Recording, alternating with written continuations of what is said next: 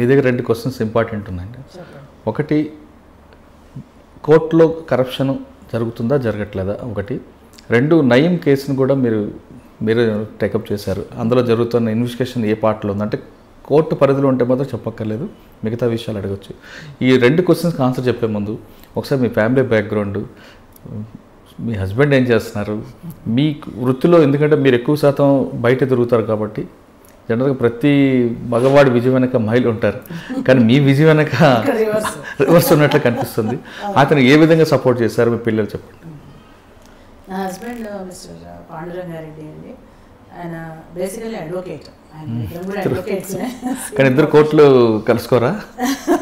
కోర్టులో కలుసుకోవడానికి లేదు, ఎందుకంటే నేను ప్రాసిక్యూషన్, తన డిఫెన్స్ కాబట్టి మేమిద్దరం కోర్టులో కలుసుకోవడానికి లేదు.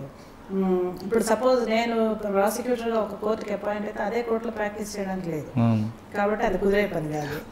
ఇంకపోతే తర్వాత సబ్సిక్వెంట్గా శ్రీదత్త గ్రూప్ ఆఫ్ ఇన్స్టిట్యూషన్స్ అని చెప్పి ఇంజనీరింగ్ కాలేజెస్ ఎస్టాబ్లిష్ చేసి ఆ ఫీల్డ్లో వెళ్ళడం జరిగింది పాండురంగారెడ్డి గారు.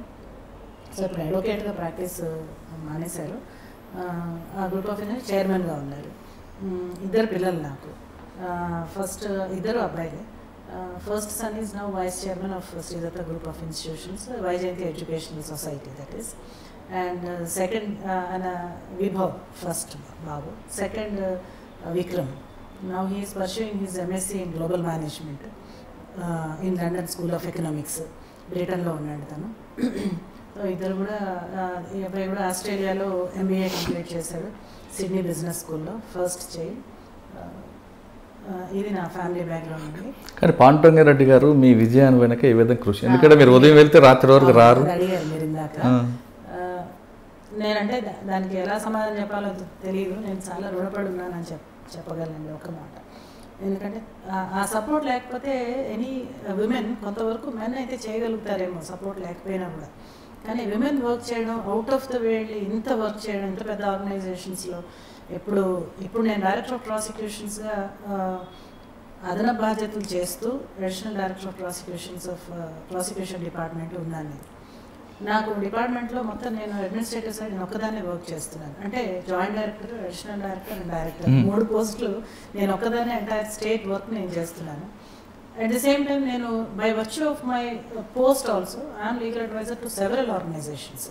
సరే, పోలీస్ ఎప్పుడు ఉంటుంది అనుకోండి. సో పోలీస్కి ఎప్పుడు కూడా లీగల్ అడ్వైజర్గా మళ్ళీ ఉంటూ పెద్ద పెద్ద కేసెస్లో వాళ్ళని గైడ్ చేస్తూ అడ్వైజులు ఇస్తూ అది చేస్తున్నాను. ఇన్ని చేసేటప్పుడు అదేమి చిన్న విషయం కాదు కదండి. అంత పెద్ద ఇది పోస్టుల్లో చేస్తున్నప్పుడు, ఇప్పుడే కాదు ఇంతకు ముందు కూడా సిఐడిలో, ఎస్సీబీలో నేను వర్క్ చేస్తున్నప్పుడు కూడా ఎప్పుడు పెద్ద పెద్ద కేసెసే హ్యాండిల్ చేశాను నేను. ఎవ్రీ టైం నా హస్బెండ్ సపోర్ట్ లేకపోతే చేయగలిగేదని కాదండి, అంత సపోర్ట్ ఇచ్చారు. ప్రతిదానికి కూడా తను అడ్జస్ట్ అవ్వడం కానీ, లేకపోతే గో హెడ్, ఏం పర్వాలేదు, ఇలాంటి వాటిలో ఇలాగే చేయాలి, మనం కమిట్మెంట్తో చేయాలి.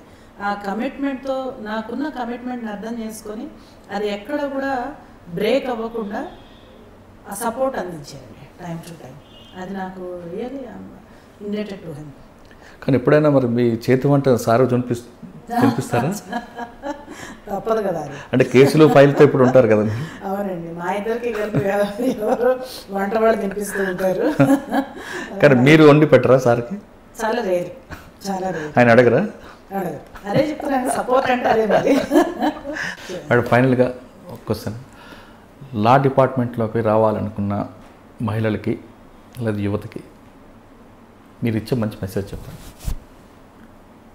ఒక సొసైటీకి మంచి చేయాలనే ఉద్దేశంతో రావాలండి.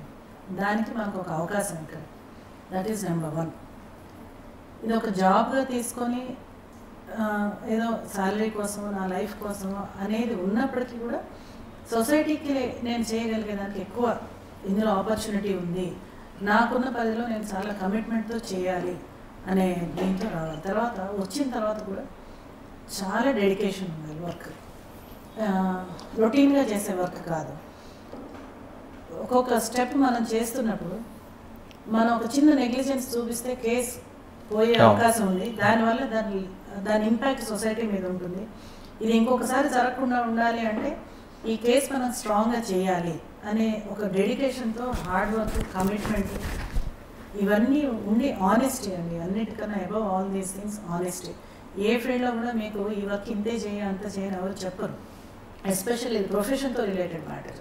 సో ప్రొఫెషనల్గా మీరు ఎంత చేయాలని అంత స్కోప్ ఉంటుంది కాబట్టి. But intent, will to work, will for commitment, will for honesty, అది ఆ కమిట్మెంట్తో ఆనెస్టీతో చేస్తే చేయమని నేను అందరికీ కూడా నా ప్రాసిక్యూటర్స్కి నేను అదే చెప్తాను. ఈవెన్ అందరికీ కూడా నేను ఇచ్చే మెసేజ్ ఇచ్చే అంత దీంట్లో నేను లేను, కానీ నేను వాట్ ఐ హ్యావ్ ఫాలోడ్ నేను అదే మెసేజ్ అందరికీ ఇవ్వగలుగుతాను. నా డెడికేషన్ మాత్రం ఉండాలి. అన్నింటినీ మించి ఆనెస్టీ చాలా అవసరం. ఆనెస్టీ లేకపోతే ఏ పని ఏ వర్క్ ఎంత హార్డ్ వర్క్ చేసినా మనకి ఉపయోగం లేదు. మీరందరూ కూడా ఐ డ్రీమ్ ఛానల్ని సబ్స్క్రైబ్ చేయాలని కోరుకుంటున్నాను. For more videos please subscribe I dream. For more videos, please subscribe to iDream. మరిన్ని వీడియోల కోసం ఐ డ్రీమ్ సబ్స్క్రైబ్ చేయాల్సిందిగా విజ్ఞప్తి చేస్తున్నాను. మీరు చూస్తున్నారు ఐ డ్రీమ్ న్యూస్ని. మీరు చూస్తున్నది ఐ డ్రీమ్ న్యూస్. అంటే కళలని నిజం చేస్తూ ప్రజలకి నిజాలని కళల ద్వారా తీసుకొచ్చే ఐ డ్రీమ్కి my best wishes. For more videos, please subscribe iDream. And I am very much satisfied with the way interview went on. Kindly subscribe to iDream. For more videos, subscribe to iDream. And loads of fun entertainment and content. Do watch